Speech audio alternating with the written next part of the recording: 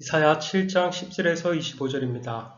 여호와께서 또 아하스에게 말씀하여 이르시되 너는 내 하나님 여호와께 한 징조를 구하되 깊은 데에서든지 높은 데에서든지 구하라 하시니 아하스가 이르되 나는 구하지 아니하겠나이다. 나는 여호와를 시험하지 아니하겠나이다 한지라. 이사야가 이르되 다윗의 집이여 원하건대 들을지어다. 너희가 사람을 괴롭히고서 그것을 작은 일로 여겨 또 나의 하나님을 괴롭히려 하느냐. 그러므로 주께서 친히 징조를 너희에게 주실 것이라. 보라, 처녀가 잉타하여 아들을 낳을 것이요 그의 이름을 임마누엘이라 하리라. 그가 악을 버리며 선을 택할 줄 알 때가 되면 엉킨 젖과 꿀을 먹을 것이라. 대저 이 아이가 악을 버리며 선을 택할 줄 알기 전에 내가 미워하는 두 왕의 땅이 항폐하게 되리라.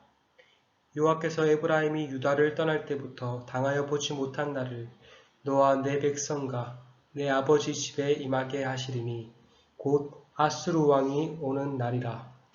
그날에 여호와께서 애굽 하수에서 먼 곳의 파리와 아수르 땅을 벌을 부르시리니 다 와서 거친 골짜기와 바위 틈과 가시나무 울타리와 모든 초장에 앉으리라. 그날에는 주께서 하수 저쪽에서 새내어 온 삭도 곧 아수르 왕으로 내 백성의 머리털과 발털을 밀 것이요 수염도 깎으시리라. 그날에는 사람이 한 어린 암소와 두 양을 기르리니 그것들이 내는 젖이 많으므로 엉킨 젖을 먹을 것이라. 그 땅 가운데 남아있는 자는 엉킨 젖과 꿀을 먹으리라. 그날에는 1000구리에 은 1000개의 가지가 있는 포도나무가 있던 곳마다 찔레와 가시가 날 것이라.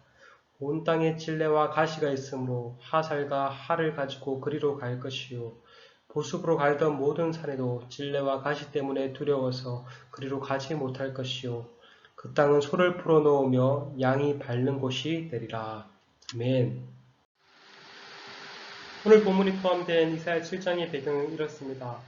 아하스가 유다의 왕으로 다스리고 있을 때 아람 왕 르신과 이스라엘 왕 베가가 동맹을 맺고 유다를 위협했습니다. 왜냐하면 자신들이 구축한 연합전선에 함께 동참하지 않았기 때문입니다. 아람과 이스라엘은 연합전선을 구축해서 아수르를 맞서려고 했습니다.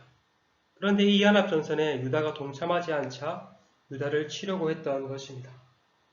이렇게 이스라엘과 아람이 유다를 치려고 하자 유다 왕 아하스와 유다 백성들의 마음이 마치 숲의 바람에 흔들리는 것 같이 흔들거렸습니다.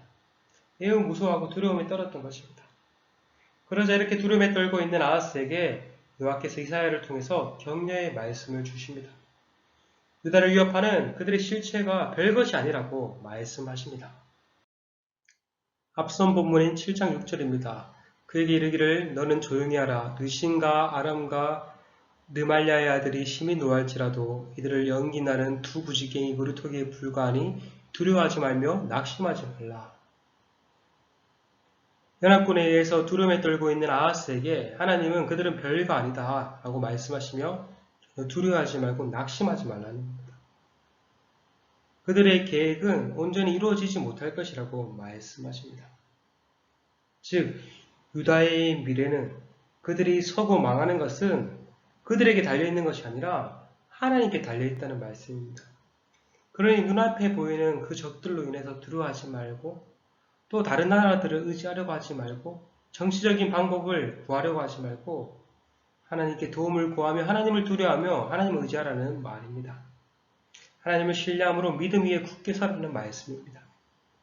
그러나 만약 그렇게 하지 않는다면 유다 너희들도 망하게 될 것이라고 말씀하십니다. 그러나 유다 왕 아하스는 어떻게 반응합니까? 아하스는 아수르를 의지하여 정치적으로 위기를 모면하려고 합니다. 하나님이 아닌 정치적인 방법을 동원하려고 했던 거죠. 그러자 하나님께서 그의 생각을 바꾸시기 위해 적극적으로 개입하십니다. 하나님을 신뢰하지 못하고 있는 아하스를 향해 그가 신뢰할 수 있도록 어떤 징조라도 좋으니 구하라고 말씀하십니다. 하나님을 한번 시험해봐라고 말씀하십니다. 여호와께서 또 아하스에게 말씀하여 이르시되 너는 내 하나님 여호와께 한 징조를 구하되 깊은 데에서든지 높은 데에서든지 구하라 하시니 하나님께서는 두려움에 떨고 있는 아하스에게 내가 유다를 확실히 구원해 주겠다는 그 징표를 구해봐라. 한번 나를 시험해봐라 라고 말씀하셨습니다.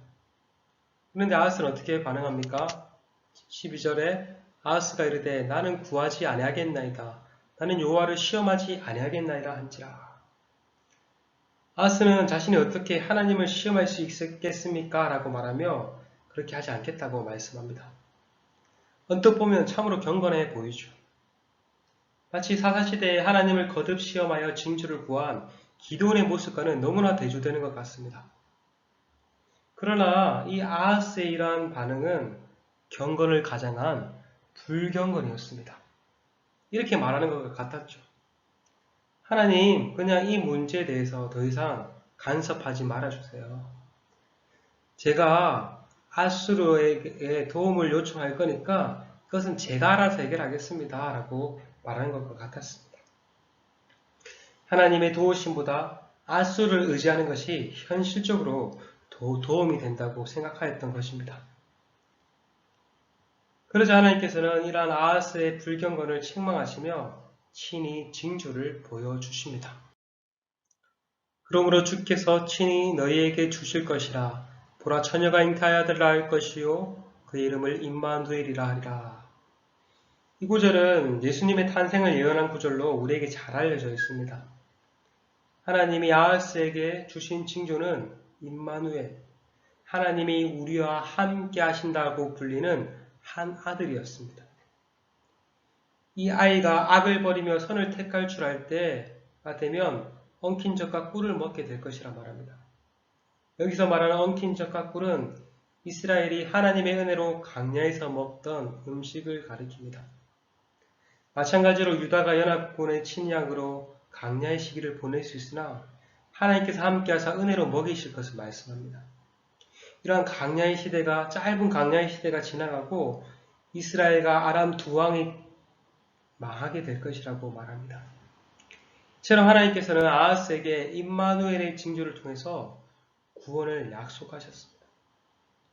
그리고 이러한 구원의 약속은 이 시대뿐 아니라 장차 예수님의 오심을 통해 온전한 구원의 성취를 미리 예표해 줍니다.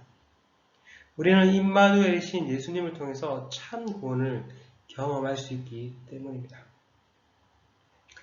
하나님께서는 임마누엘 징조를 통해서 구원을 약속하셨습니다. 그러나 아하스가 아수르를 의지한 대가를 치르게 될 것이라고 말씀합니다. 그들이 지금까지 당해보지 못한 큰 환란이 그들 가운데 임하게 될 것이라고 하는데 그것은 바로 아하스가 의지했던 아수르를 통한 환란입니다. 여호와께서 에브라임이 유다를 떠날 때부터 당하여 보지 못한 날을 너와 내 백성과 내 아버지의 집에 임하게 하리니 곧 아수르 왕이 오는 날이니라. 18절에서 25절은 그날에 라는 말이 4번이나 반복되어 아수르를 통한 심판의 날을 묘사합니다. 그날에 하나님께서 애굽과 아수르를 유다 땅에 불러 유다를 심판하게 하겠다고 말씀하십니다.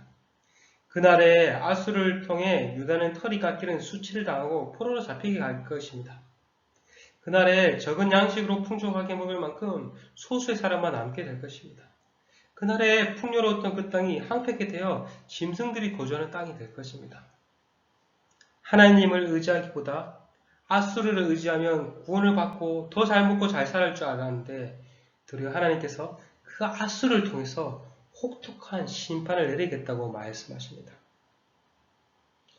여러분, 성경은 우리가 하나님 외에 다른 그 무엇을 의지하면 결국 그 의지한 것으로 인해 망하게 될 것이라고 누누이 말씀하십니다.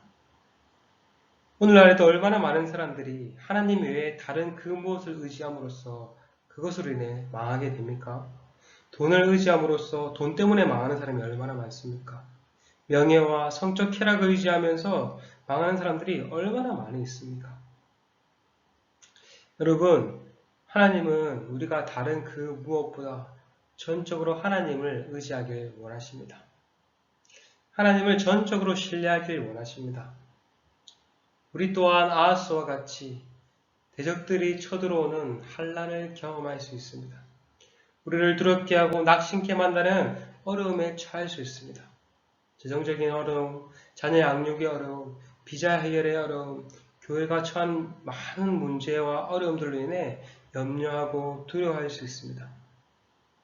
그러나 하나님은 이러한 가운데서 우리가 현실적인 그 문제를 해결할 만한 그 무엇을 의지하기보다 먼저 하나님을 의지하길 원하십니다.